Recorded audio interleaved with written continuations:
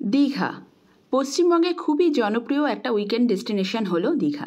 শুধুমাত্র উইকেন্ড কেন, দুদিনের ছুটি পেলেই আমরা যারা বাঙালি আমাদের মনটা কিন্তু দীঘা দীঘা করে ওঠে।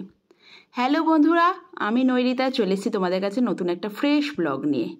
আজকের এই ব্লগে তোমাদের সাথে সি বিচের খুব কাছাকাছি রিজনেবল প্রাইসে দীঘার একটা হোটেলের রিভিউ শেয়ার করব। তো চলো আজকের ব্লগটা স্টার্ট করি।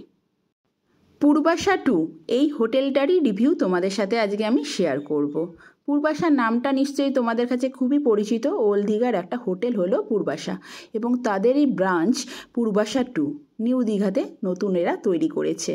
দীঘা স্টেশনের পায়ে হাঁটা 5 মিনিটের দূরত্বে এই পূর্বাশা 2। বাচ্চাদের স্কুল ছুটি পড়তেই আমরা 4 জন মা এবং 4টে বাচ্চা মিলে দীঘার দিকে পাড়ি দিয়েছিলাম। নিউ দীঘার পূর্বাশা 2 এই হোটেলটাতে আমরা 2 রাত্রি 3 দিন থেকেছিলাম। আজকের এই ব্লগে তোমাদের সাথে পূর্বাশা 2 হোটেলের কিছু তথ্য শেয়ার করব আর এই হোটেলে থাকার আমার অভিজ্ঞতাটাও তোমাদের সাথে শেয়ার করে নেব। পূর্বাশা 2 হোটেলের চেক ইনের সময় কিন্তু হচ্ছে সকাল 11টা আর চেক আউট সকাল 9টায়। চেক ইন করতে লাগে আধার কার্ড আর ভোটার কার্ড বা প্যান কার্ড, যে কোনো একটা আইডেন্টি প্রুফ হলেই চলবে। এই হোটেলে কিন্তু লিফট আছে।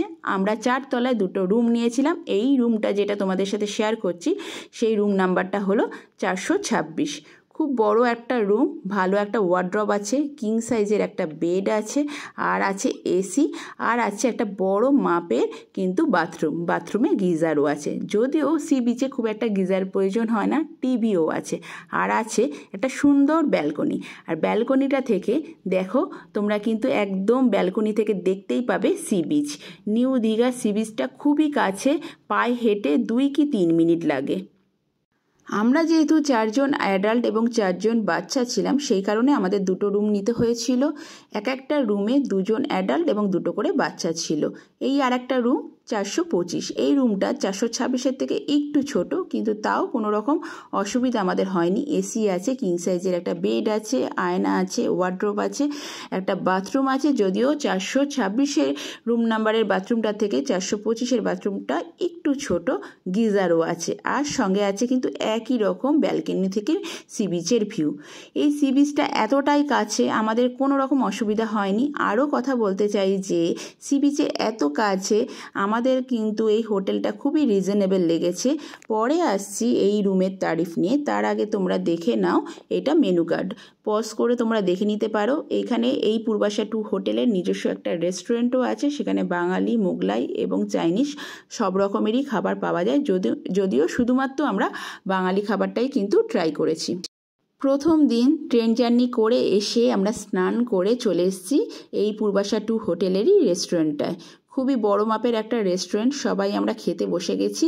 আর আজকে নিয়েছি একটা করে ভেজ থালি, সঙ্গে এগ কারি, কেউ নিয়েছে চিকেন কারি। ভেজ থালিতে এরা ডাল, 2 রকমের তরকারি, চাটনি, পাঁপড়, ভাত, পেঁয়াজ, লঙ্কা এসব দিয়ে থাকে।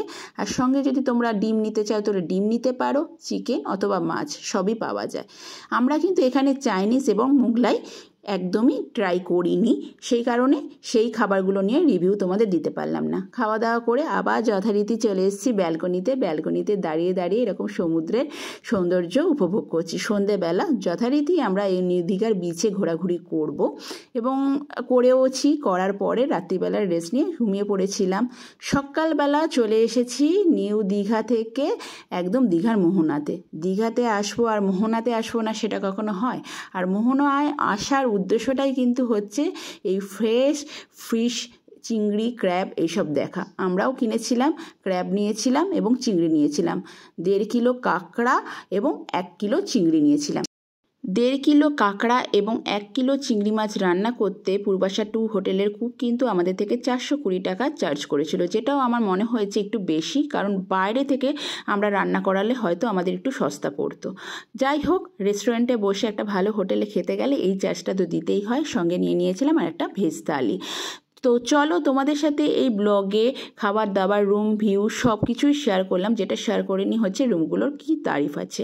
এক একটা সিজনে উইকডেজ বা উইকেন্ড অনুযায়ী কিন্তু রুমের ভাড়া নির্ভর করে। আমাদের এক একটা রুমে 1,500 টাকা করে পড়েছিল। এসি রুম আমরা নিয়েছিলাম। এই হোটেলে এসি নন এসি ফ্যামিলি কাপল সব ধরনের রুম তোমরা পেয়ে যাবে। তোমাদের যদি হোটেলটা পছন্দ হয়ে থাকে তাহলে স্ক্রিনে নাম্বারটা দিয়ে দিলাম, কন্ট্যাক্ট ডিটেলস দিয়ে দিলাম, তোমরা কন্ট্যাক্ট করে চলে যেতে পারো। আমাদের কিন্তু হোটেলটা খুবই ভালো লেগেছে, একদম সি বিচের কাছে, রিজনেবল প্রাইসে, এবং সবচেয়ে বড় কথা নিরাপদ আশ্রয় কিন্তু আমরা 2 দিনের জন্য পেয়েছিলাম। তো চলো এই ব্লগটার বেশি লেন্দি করলাম না, এখানেই শেষ করে দিলাম। ভালো থেকো, সুস্থ থেকো।